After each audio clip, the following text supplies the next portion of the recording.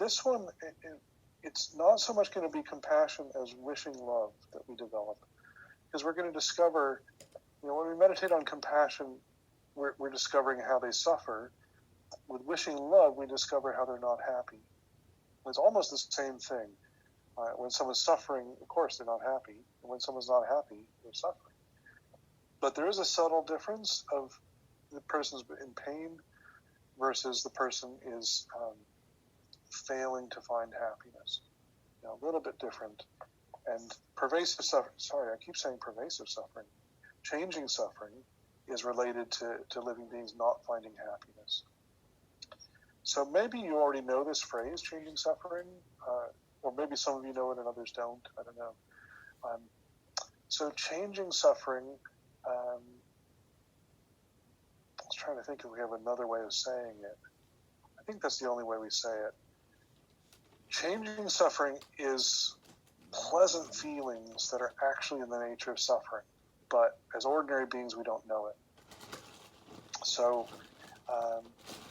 we do also call this worldly pleasure, worldly happiness, a few things like that. But the only way we use the word suffering is say changing suffering. So even something as simple, maybe most of you have heard me use the example of standing up and sitting down.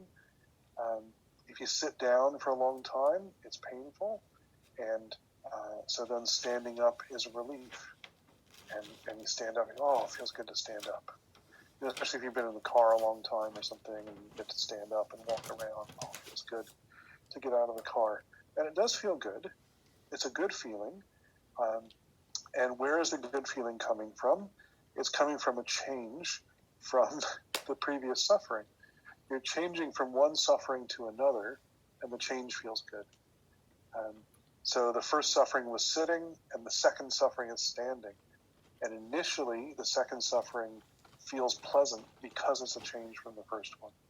But everyone knows if you just keep standing, keep walking around, eventually that turns into manifest pain, painful feelings.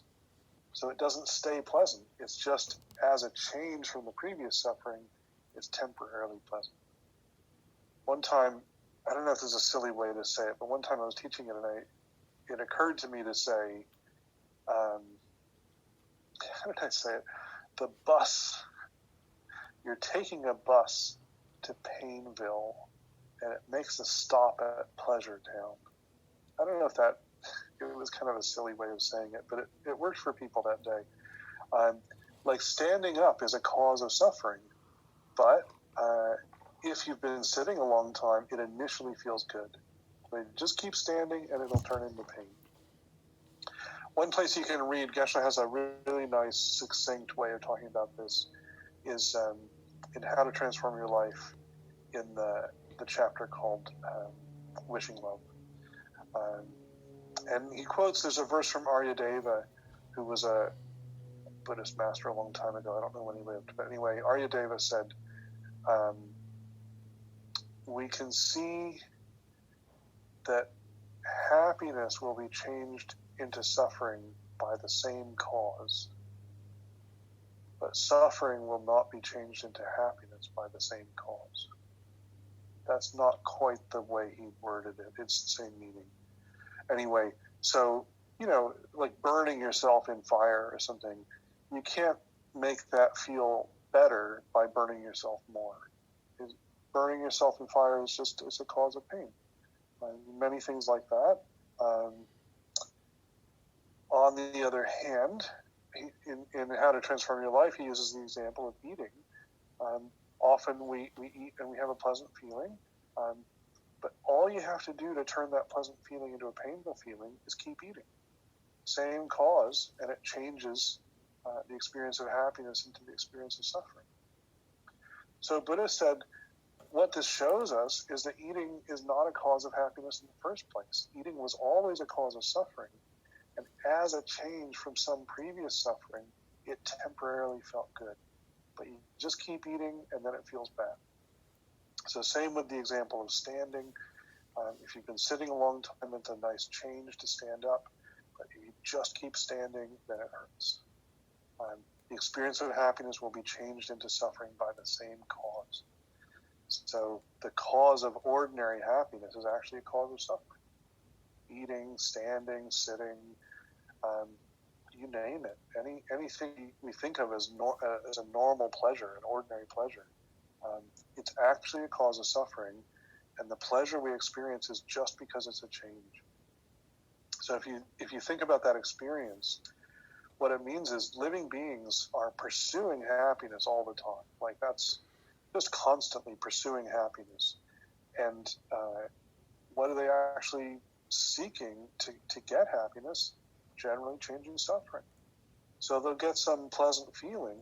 That pleasant feeling has no peace associated with it, and it has no staying power because it only exists as a change. And then once it's not a change anymore, the pleasant feeling goes away.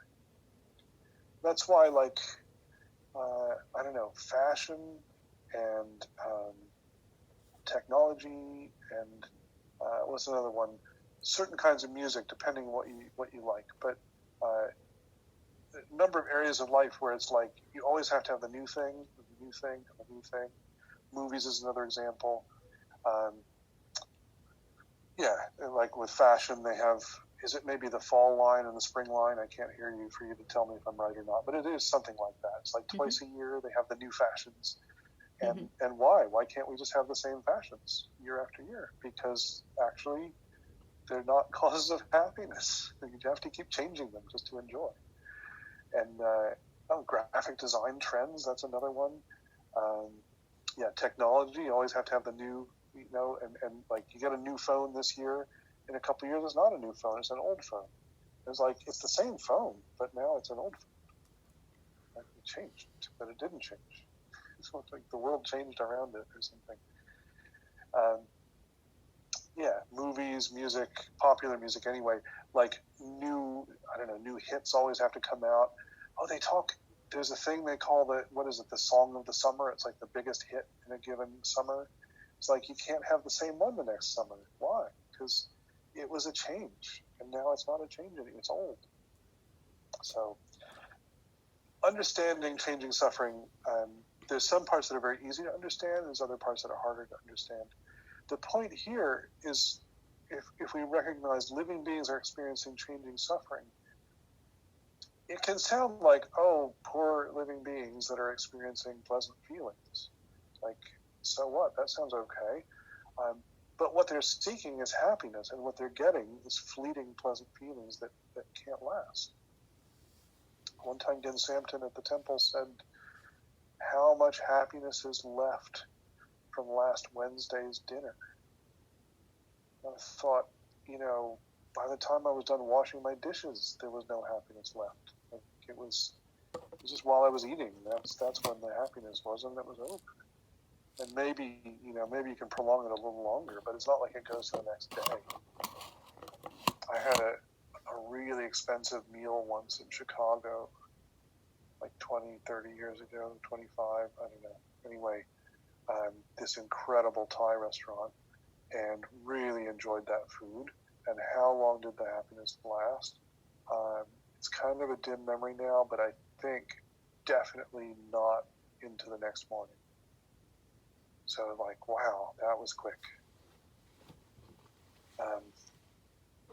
Anyway, so living beings, what are we, we're looking, so all living beings are experiencing changing suffering, which like, I don't mind that they're having pleasant feeling, but what they're pursuing is happiness, and they're not finding it because happiness comes from inner peace. Inner peace that comes from wisdom is where real happiness comes from, and that kind of happiness lasts, has staying power, because its cause is not some fleeting change. Its cause is a state of mind. Its cause is like the purity of our mind. So living beings want lasting happiness, but what they get is this treadmill of no peace and just fleeting pleasant feelings, and then you always have to go on to the next, and the next, and the next. So if we observe this, we meditate on this, we think of all living beings pursuing happiness and only finding changing suffering, then it feels very tragic, it's unbearable, and we think how wonderful if they had pure happiness, the pure happiness of enlightenment, or the supreme happiness of enlightenment. May they have the supreme happiness of enlightenment. I will work to give them the supreme happiness and enlightenment. And finally, I'll become a Buddha in order to give them the supreme happiness and enlightenment.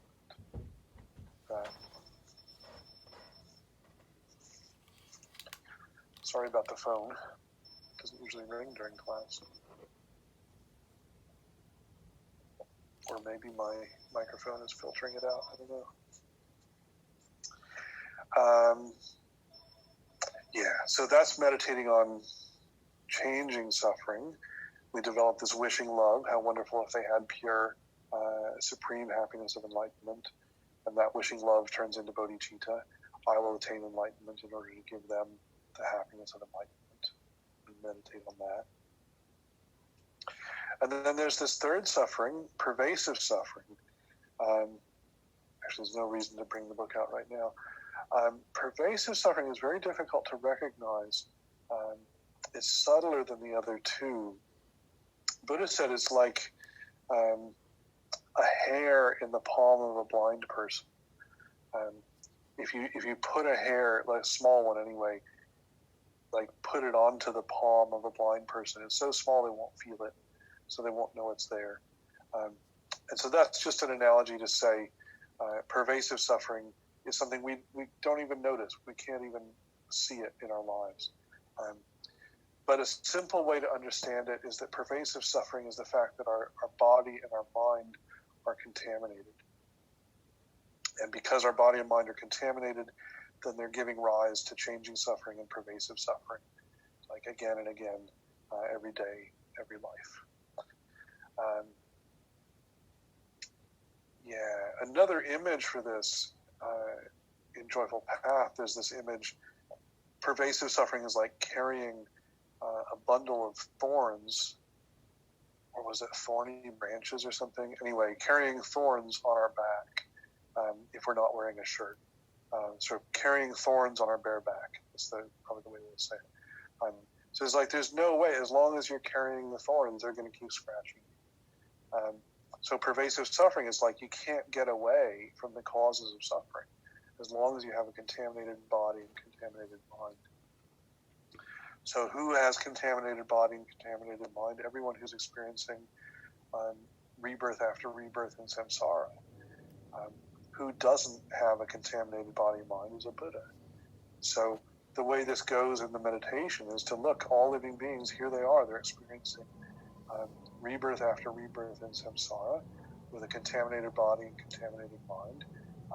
And those are continually giving rise to changing suffering and pervasive suffering. They can't get away from that suffering as long as they have contaminated body and mind. How wonderful if they could be free from having contaminated body and mind. May they be free. I will work to free them. If I'm going to free them from having contaminated body and mind, then I need to attain enlightenment, because as an enlightened being, I'll be free from having contaminated body and mind, and I'll know the way. I'll be able to lead them there. So this is how we develop bodhicitta based on pervasive suffering. It's almost like we have three meditations in one here. When we do the meditation, you might want to just pick one and focus on that, or maybe you focus on one for a little while, develop some bodhicitta, and then when the strength of your bodhicitta is waning a little bit, then you go back. If you want, do a different one. Develop some bodhicitta from that one, hold that for a while. When that's waning, do another one, as you wish, because you could also just focus on one for the whole session. It's not like this is your one session ever that you're going to meditate on bodhicitta. Hopefully, you'll meditate on it again and again. So, one time you could focus on manifest pain, another time focus on changing suffering, another time focus on pervasive suffering. It's up to you as you meditate. But these three, what they do is they give you a sense that living beings are. There's this other phrase we use. They're drowning in the ocean of samsara. Where Geshe says sometimes we can say they're drowning in the ocean of suffering.